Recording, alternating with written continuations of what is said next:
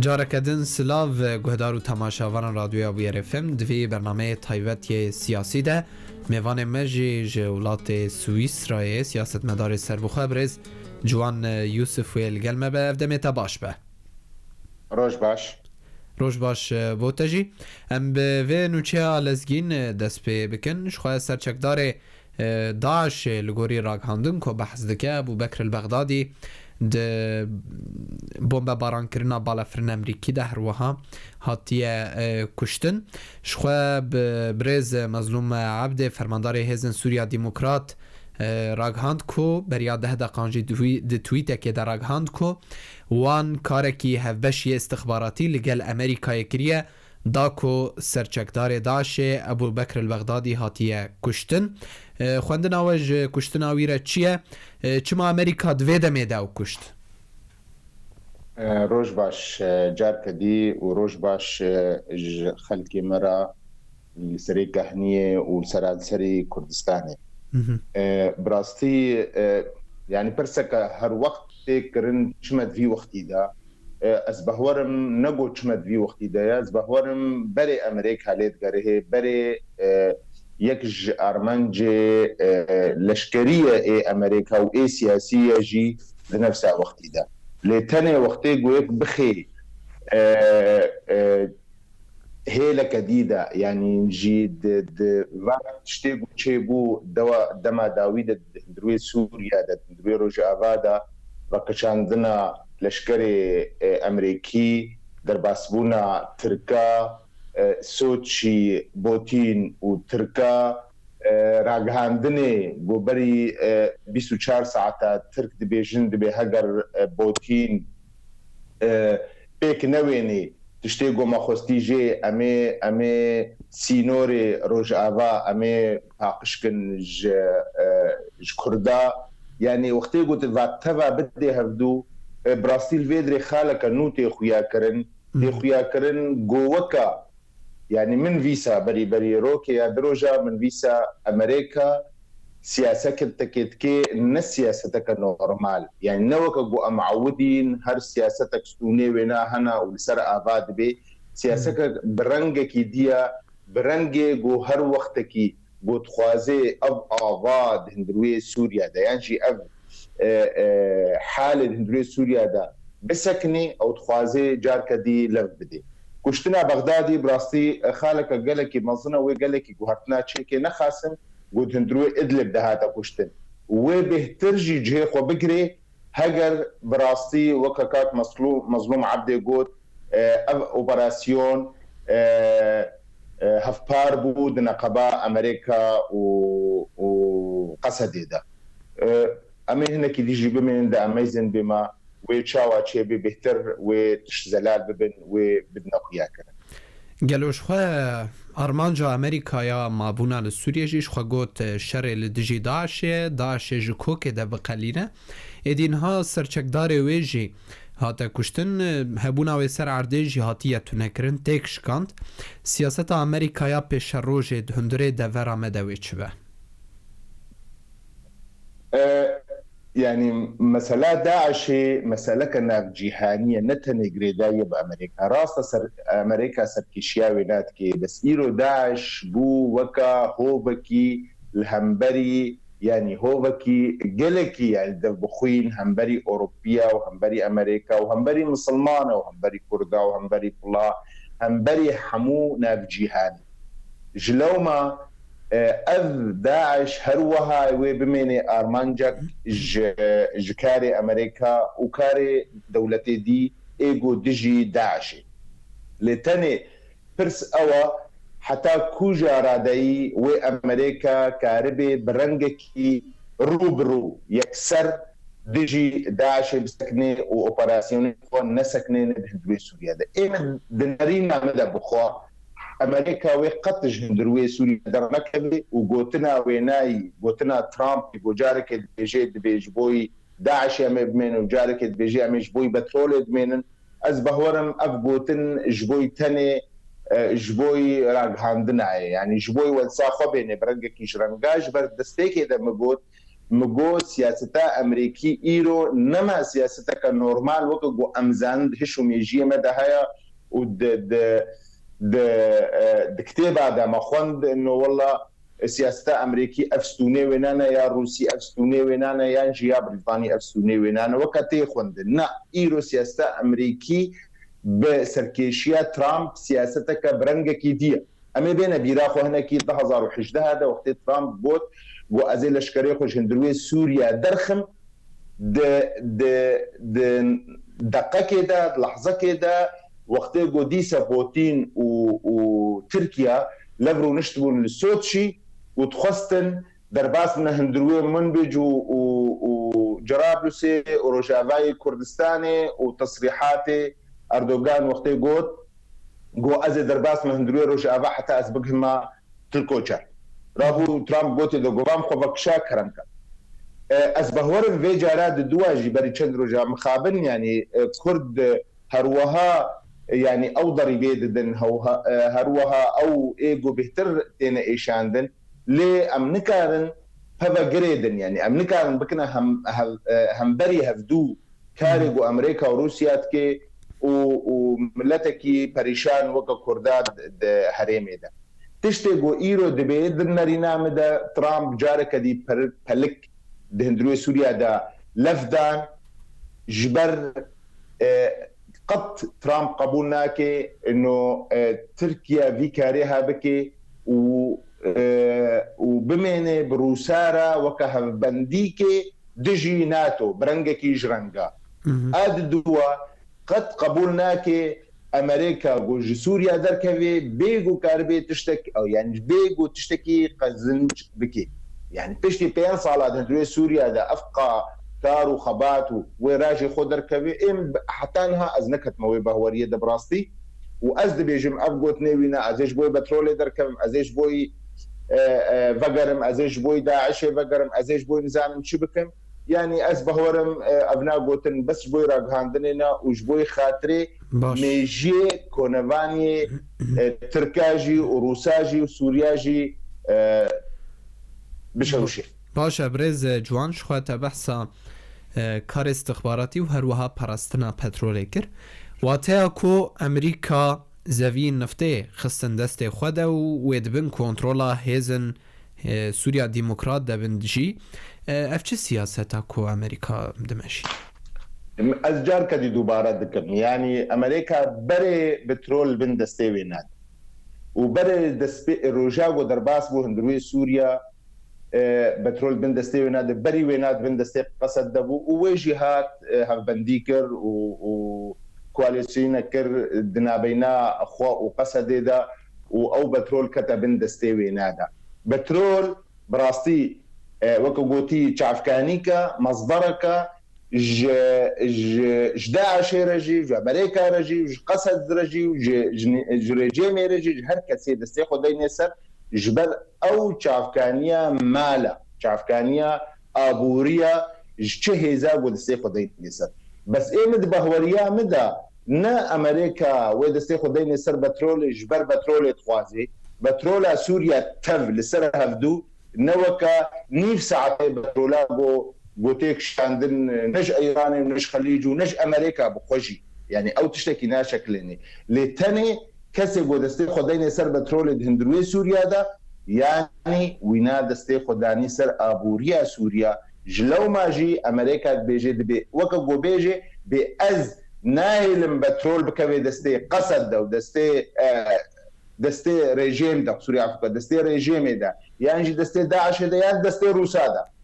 يعني ازي هلم روس جبريكا خو فيكاري بكن نجبريكا سوريا پشتوانیا رژیمی بکن نجبریکا سوریا پشتوانیا ترکا بکن نجبریکا سوریا وهالوا ولوجيش دستي داعشي دوی امزانبن يعني دوی بيرامده بيجي يعني تبلو فيقا كاريغو تشيد بينا بين امريكا وروسيا دجبريا وانا تشيد بي يعني لفاتيا وا تشيد بي دمينه دي سيستم دهندروي جيانه ده هر دو سيستم حتى انها حتى راتك رادا كدور نجهنا هفدو وهي ناکوکی هيا وهي هر یکی تخوازه جهاش خور بگیری باشه برز جوان دخوازم چارچوبه نیقاش جی برفرهتر بکم از بیم سر رکفتنا روسان و ترکیه خوندن و جوی رکفتنی را چیه؟ يعني از بيجم ركفتنا بوشي بدنا بين روسا وتركادا نبدلي تركابو وخيات كي دس بيتكر نهار غاندن دبيجن انه ترك نرازي بنا خوجت دنا خيا كرن روسيا جبر استراتيجيه روسيا دندروي سوريا دا نوكا يا تركيا دندروي سوريا دا تركا ديني برچاوي خو فرشخاندنا بروجيا كردي ديني برچاوي خو مسلمانه بجهني ريجيمي يعني بجهني سلطه اساسيات خوازي ترك هناك هشو وهشمنديه وينا هنا فقريني وقت عثمانيه اللي تاني روس خوازن براستيجي سوريا فقري وكبري جغرافيا كما يعني فقري وكبري تفد بن كنترولا ريجيمه كده بي بكنا اسد بي بس ريجيمه كده بي وهم بري ويناجي كاربي براستي سوريا وقال سرلنجي خوا جبر سوريا نج إيروبا حفتي صالبا شيء صالبا وكجهكي جلكي خصوصية ونا هاي هندروي استراتيجية روسية يعني دناكو كي هنا استراتيجينا يجيت خوازي سوريا بميني يجيت خوازي سوريا بحر فيني جلو مع روس كاري خدكن ليه روس فيديتكن جتركا دفي تشارچوا هذا دفي كريزا هذا فيدي جوانا دكن جو ببي هفال بندك تشيتر جو ببي دجبندك جبر او بخوجي زاني اون ايجو بشتفانيا با جروبي ريكبريت كي اف جروبي اسلامي اف جروبي داعشي هندروي سوريا دا فسياسه دبينا از بمجم تشيتر جو از كحين عليه بدم جبر از نظام بكودره دهري ولو سياستا روسيه هندروي سوريا ده باشه قالوا كفتنا روسان وتركان تشو سري كرد ويتش بخسرن ويتش سودي ور بقرن يعني مخابن دائما عم بيجن عم بكرد تشتكي دي بمعنى سياسي تشتكي وانينا جو بخسرن جبر كرد الجياني تقرهن يعني كرد جنود قرهن جبوي في دبن راسط بين صالح شويده في ذكرن خسرية كسرب خوشي كرن هناك كارو خبات كرن لي او هروها خيارات كردا هندكن كرد الهيفيا قناكوكي كشي بدنا بينا دولتي قو دستي وانا دفي ملفي دهايا الهيفيا قو تشتكي بحمدي شي بي وكو كردستان عراقي دا تشيبو يانجي هريما كردستان عراقي دا تشيبو ايرو روج بهوريا مدى كرد فيدت كان بهترج حمو صالح قوشوي كرد ايرو بونا جمارك بونا نافك بونا دنقك دناف حمو دولتي دنياي دا ونتني وافيا هري بهتر قوشة برينها ده اشتفانية كرداها بون اشتفانية قلكي زعيف بو او جفاتا سيفيل بود هندروي اوروبا دا وهناك پشتوانی جهنك رجيما وقت دجي رجيما عراقي بانايا دجي رجيما سوريا بون ايرو روج حمو دولتي جيهاني وحمو جواتا سيفيل دهندوري اوروبا دا پشتوانيا كردا دقرنو از بهورم ابنا فيدا هري مزنا مخابن ديسا ام يعني بدلكي زيزو ومكين ام دبيج جبر خوين بهاترش حمو تشتيا جبر عرض بهاترش حمو تشتيا لتاني خوين وعرض جي تنكاري وينا يعني حمايات بكي يعني شيء بكي بيجو بشتفانية كان دولتي بنماذج الوضع كردي ده الوضع كردي هو يردور بس ثانية كي وضع كردي نوكت وضع جيهاني يعني وضع كردي هو يردور وينا دجمنا خلاك دقرتيا يعني تفرزن جيرنينا جغني فرزندا بو اف دولتنا بجهاني كارن بدر باشه برز جوان شخوات بحث هلوستا اوروبي جيكر اوروبي دي سريدا فرنسا المانيا و بريطانيا ايدو خوازن هرمك عازل دنابرا روش آوای کردستان و ترکیه ده بچه سبینه شخواه ما لسر زمان وزیرا برفانی آلمانی کارم پاور انگریت کارم پاور گوتو بو ام هزکی امادت کنج 30,000 تا 40,000 کو بین پاراستنا و هرما عازل بکن تشتکی وها هيا قالوا آگاهی ولی سروانو چیان يعني حتى انها براستي زوق ويك بيجي هالوستك عازل شيء جبر دبي ام زانبن يعني ام قشي كله تبجهن جو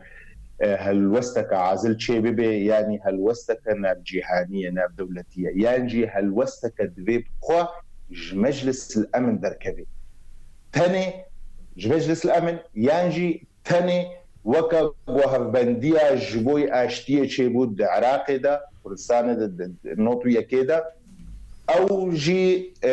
هناك مرجو شرطي ويناحنا لتاني افقو تناهاي جو امريكا المانا يانجي فرنسا يانجي بشتغانيا ايطاليا جيرا افقو تنك اجهي قدقري يعني نقو تنك بشتغاليا ويدر باس بي جبر يكمين جار تشيد بي جو دولت فاتشتاد خوازن وبفيق خرطبوناها وبي قوت بوداها أزبه ورم أفقاد ندورة لتني ننزيجيا ننزيكجي قوي كاربي بشتاخو بي قريدي قنج لي إيرود أوروبا دا كارك تشيد بي كاركي نظن دهندروي أوروبا دا تشيد بي دجي تركا وبشتبانيا كردات كن بشتبانيا كردات كن نبوش برتني كرد بشتبانيا كردات كن جبر كرد بونا سمبولك دهندروي أوروبا دا قو دجي توريستانا دجي كسي قد خوازن أوروبا بهر فينا وأذ خالك قلكي قرنجة قرك يكولو برشع ببيني وبخشكاي للسروينا بشو بيني إيرو روج دي أوروبا دا أذ خبشانداري قهند بينن إيرو روج أوروبي أو بيشورياوي ناتكن ده لجنيفي أم دركتن بهتري يعني 5,000 او 6,000 كسر سويسرا دركبي ولاتك بتشوشك تشتكي قلكي مالزنا بهتري تلتكي وينا اوروبي بون وايغو ريبريال تكرن اوروبي بون وايغو غوتني خوندن اوروبي بون وايغوتن غودفي اوروبا وامريكا في شري بسكنين ديجي كردا اوروبي بون نكردون براستي يعني ام بوارد ماشين وأذ خالك قالك يقرد خالك قالك يمازنا هم بري ويناجي وكوبوديت برلمان أوروبي ده كونغرس ده ناتو ده دفا حموج فاتي مازني بلندي هيجادا يعني نافي كردا أو بو إيه خالا أساسي قول سر قفتو بوكرن ولسر اشتغلين باشه پرسا هری داویجی جتدکه دوی هیاما هستیار ده چجبو راستکرنا مالا کردی پیوست و گرنگه که دوی هنکی جه داخوازن خدا که و کی دوی بهتر بده آلیه ده يعني ايم از بيجم باشا قالكي باشا وقتي جو مالا هر ملتكي كيش ملت بي مالك سرب خوبي وبفرا بي وغاربي بفرا حتى دايكي كاربكي لي اسبهورم افجيروكي قد بيجيد بي والله قرك جو نولو بي تشينا بي ايم از نقالكي بيرما جبرت حمو ولا طادت حمو جيهاني ده دحمو بارتيا دا دحمو دولتا دا افشتغاليك نراسطة قلت بيجي قو جفاتك تف بفربي يانجي حركاتي وينا تف بفربي دولتا وحيد جيهاني تمامي دا سويسرا يا معارضة وسلطة بفربي يعني يا دستلاتي وريكا بريه بفربي وكي دي تاني لحمو ولاطة هاي بيهتري حزبك هاي وبيهتري كارك هاي وبيهتري حركك هاي كاردك باشا جو نيزيكي هفدو ببن لي افغو تنا جو حمو بار تابيجنا السر انا كسي بيجي بيج بر بيدي ولدكي ازنايم وبيدي بيجي يعني ازباورم اي كاري خو بكي كاري بكي واي ارمنجي خو بدي هفدو كاري بدي هفدو ومثلا مالا كردي ننوا يعني جيشيستو يكيفا شورش دهندروي كردستان عراقي ده حتى ايرو نبو مالك تقولوا له هرما كردستان يشيبو والكردستان باكور جيولو ويا سوريا جيولو از ولد بيجم نبو از يعني بانجا كشبوي خاطري جدابون شيبي نا از دبيجم از بانگك جبوي خاطري ام نكنا وكا قميص عثمان هيك بيشتغل كاون شما ناكن وبيابو ناكن يا ناكن تبكى يعني تشمل هيفياوي ناي يعني ايرو انا كسي وقت يقول تشيب بكواليسيونا سوريا لا كاردكي ودتشي وبواره حتى راده كدور شمل هيفيا او كواليسيون تشتغجر تكنا انيا شما بيرا حتى داوي وشما وينب بخسريه ربي نحتى داوي حتى بنيفي يعني برسك تيكرن ازبه ورم يعني ابوغا وقت بيجن عرب بيجن بحجه الوقعه نزلت بوينايا ايرو خسريا ريبريا خسر قالك شاشتي وين هانو اجد بيجن وتجد بيجن الى قالك كز بيجن وام سرت سكنين وام تشكن لتاني تشاشتيا بيجي وتبخوازي واشاشتيا الراس بكي رنقك وتبيجي تبي هر عشي مشتنينا تشتكي ديا ايرو مالا كردا او اف مالاغو براستي تماما دسي خداها بدو دفي اريشا سريكا هنيدا وبهتر فيرا داي هاي مظن استخوازن بس خالك تاني بيجم الاوروبا بكيماي وكون هاز الاوروبا ما بشابين صالمه باش الاوروبا وقتيغو اوروبي اقدار دبن وقتي اوروبي دعوتك نجبوي خبيشاندانكي الهندروي برلمانكي باشا شما اف بارتي ديناين اوروبي ور على خو سلوغاني خو بيجا تدفي يعني قصوري عفوك نقوز بيشتغل بيجم تدفي سورتيج ناخو هلدا ور اريكاريه بك ور حاضر بشو بتحاضر نابي يعني كاريتا تكودري ده يعني شبوي شي حجتها ما ده جمارت يد نابينا 3000 كسره هنا كبر من نديتن بلكي بينجه كسنها تبون جفا كسي قلت هندروي بارتي انا كسيده مخابن يعني حقي بيدينا هيلي يعني قصدنا هيلي يعني كي ناهيلي يعني بي نقصدي ونبيدي دعوه كريه تورا كرمك يعني قلتنك يعني جبوي خاطري براستيه كارنكي ازديسا دوباره كم نجبوي بيفهم كرن انه استفازم اف مال جداب بيانجي اف بارشبون بميني از بيجم جبوي خاطري ام نكنا قميص عثمان ام نكنا وي علاقه وامنها ما شنو هاتنين بامناكن جبرقوا ام ببنيك باشا ببيك بس اذا ستنقرتيا ليه وقتيقو ام بشتغل فيجا للسر موضوعيه كيماسيه ريفابريه وقصدي وانا امكارن قال لك بيشتغل امكارن قال لك بيجي امكارن قال لك يجي سر بيجن حتى جو رادايكي قال لك كور جو بلكي انا كسيجن كاري سر بيجي يعني سر نغوتي يعني نزاني سر بيجي ليه تاني اذ بابتك وبابتا جو ام بخنا علاقه وام بسكنن ولا امولو ناكن ادي دوا براسي استخوازم دريا في راديو را از بانگكي بشينم جفيتشي روكا بيشمرغي روجي قصبي حتى ايفاري يعني خوبي فغري ددن ويعني ابقى علم زاني بيشمرغي روج زادوي منا وبراي منا وقهي منا وكاتشي منا وحمود شتي منا ليه بيشمرغي روج دوارك جديدنا نيرو دوي واري جو بين فيدري مخابن قصدي يانجي ريفابري جارنا ولو بهشكبونا ميجي كردي ددي ودستيني نكاري بيجي بخشكاي نكاري بيجي بكرم كنورن وشدفي كرم كنورن دا ام ببين بما راسي بيشمرغي روج بين ولا نو بيشمرغي روج ندبن دستهلاتيا انا كسيدنا ونا انا كسي كاري هري جموانا حفلكي جوار شيكي يعني حفلكي بوار شيكي تاني كاري هري صورتها بوار بقول ندشتكي بله برز برز جوان يوسف سياست مدار سربخش ولات سويسرا لگل من بو گلک سپاس بو وی در فته بله تماشاوان انهجا لورجی همه برنامه خواه وی